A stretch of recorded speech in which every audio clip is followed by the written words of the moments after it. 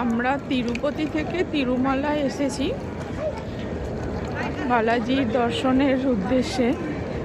আপাতত আমাদের এখানে যে রুম নেওয়া হয়েছে এটা সরকারিভাবে, সেদিকে গন্তব্যের দিকে এগোচ্ছি।